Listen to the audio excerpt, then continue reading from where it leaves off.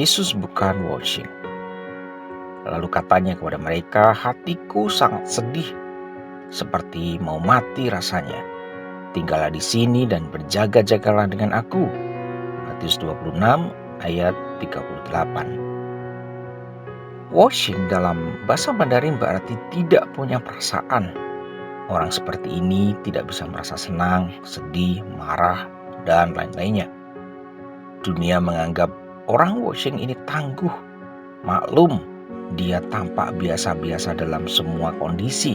Biarpun disakiti sedemikian rupa, dia juga lempeng-lempeng saja. Orang gereja juga menganggap kalau tidak punya perasaan negatif itu keren. Bayangkan, sudah sakit, babak belur, kena musibah, masih mengucap syukur sambil tersenyum. Bukankah itu rohani sekali? Tak jarang, karena prinsip ini, orang gereja menganggap orang yang mengeluh itu dosa dan akhirnya menghakimi mereka kurang beriman. Tak jarang, karena dihakimi sebagai orang berdosa, orang yang punya masalah merasa malas curhat dengan orang gereja. Tak hanya malas curhat dengan orang gereja, mereka juga jadi malas curhat dengan Tuhan. Apa gunanya bicara dengan Tuhan sementara merasa diri sebagai orang berdosa? Memangnya Tuhan juga mau mendengar? Jangan-jangan Tuhan malah murka dan menganggap keluhan sebagai sesuatu yang najis penuh dosa. Padahal di Alkitab pun dituliskan kalau Yesus sendiri pernah berkeluh kesah dengan Tuhan. Tidak hanya berkeluh kesah, Yesus juga pernah marah kepada para pedagang dan penukar uang di Bait Allah. Matius 21 ayat 12. Jadi Yesus adalah manusia biasa yang punya perasaan. Jika Yesus pun demikian, mengapa kita menuntut orang lain menjadi orang yang watching?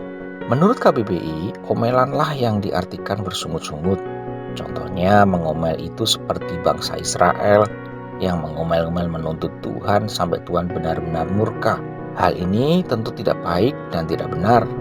Kita tidak boleh mengomeli, memarahi, dan menyalahkan Tuhan. Ini dosa dan wajar kalau mendatangkan murka Allah.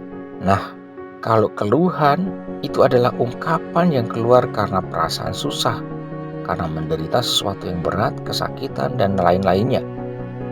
Mengungkapkan isi hati kepada Tuhan itu bukan dosa.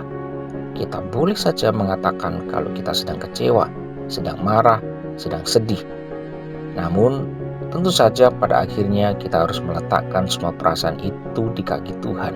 Membicarakan perasaan kepada Tuhan itu tidak salah. Tuhan mau mendengar keluh kesah dan pendapat kita. Tuhan paham betul perasaan kita sebagai manusia. Anda mengerti? Curhat dan keluh kesah kepada Tuhan adalah bagian dari komunikasi kita dengan Tuhan.